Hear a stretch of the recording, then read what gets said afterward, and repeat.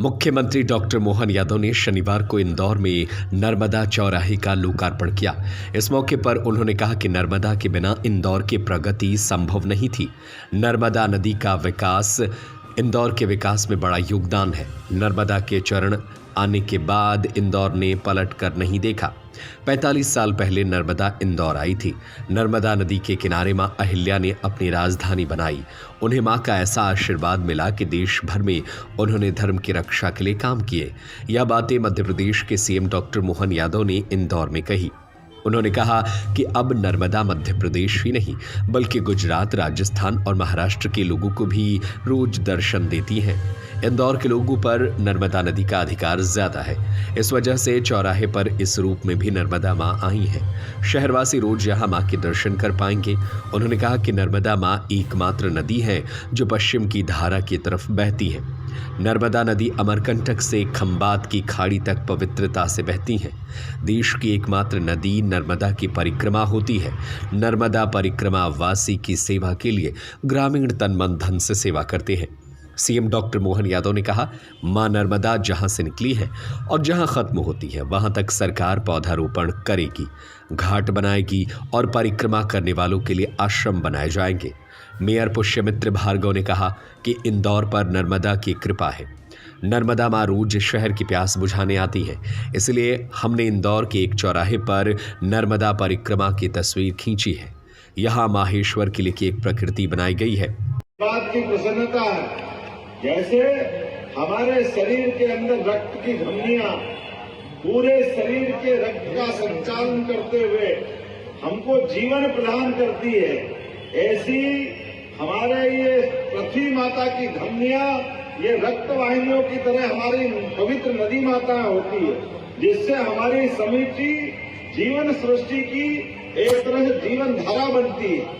जैसे हमारा हृदय का अपना महत्व है, ऐसे ही हमारे परमात्मा की दया से ये गोमुख अपनी नदी की धारा के माध्यम से जीवन अमृत देते हैं। और नर्मदा मैया जी की तो बात ही क्या है, मुझे इस बात का गर्व है। थोड़ी सी राजनीतिक लगेगी लेकिन यथार्थ है। नर्मदा मैया ने अपने जीवन को जिस प्रकार से निष्कलंक रखा है, एकमात्र नदी है जो पश्चिम की धारा में बहती है। पूरे देश की इतनी सारी नदियां हैं, कोई इस धारा की तरफ नहीं जाती।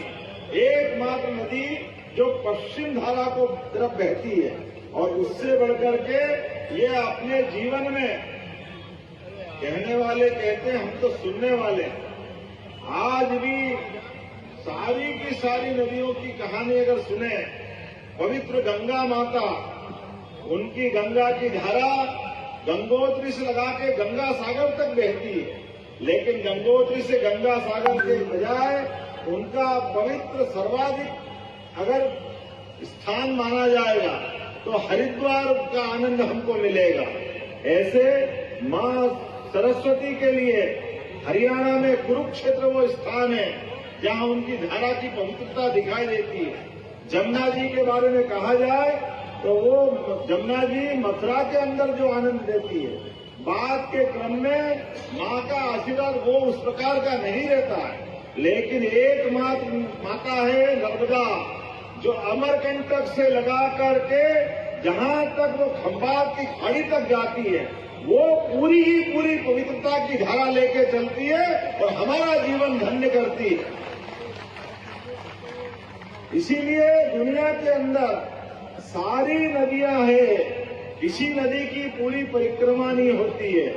एकमात्र मां नर्मदा है जिसकी परिक्रमा करके लोग जीवन धन्य करते हैं, अपने आप में उस रस आनंद का लेते हैं। संस्कृति में आज भी अगर थोड़ी भी जिज्ञासा किसी को है, श्रद्धा से, भावना से मान के चलो, किसी भी तट पे कोई साधक मिले ना मिले, लेकिन पवित्र मां नर्मदा के किनारे कदम कदम पर ऐसे असाधकों की, बिल्कुल साधकों की असाध्य लाई है। कहां भी चले जाओ, कैसे भी चले जाओ, जिसको कोई साधना करना है, अपने मन में अध्यात्म की धारा का निर्बाध रूप से, प्रभावमान रूप से धारा स्थापित करना है, तो मां नर्मदा का किनारा ओंकारेश्वर, ममलेश्वर, नेमावर, जहां चाहो अलख निरंजन की तरह आपको जीते जी देवता के रूप में साधक मिल जाएंगे, जिनको कुछ नहीं चाहिए, लेकिन उनकी साधना का मार्ग इतना पवित्र है कि वो अपने आप ही हम सबके लिए कई रहस्यों की दुनिया, कोई सोच नहीं सकता है।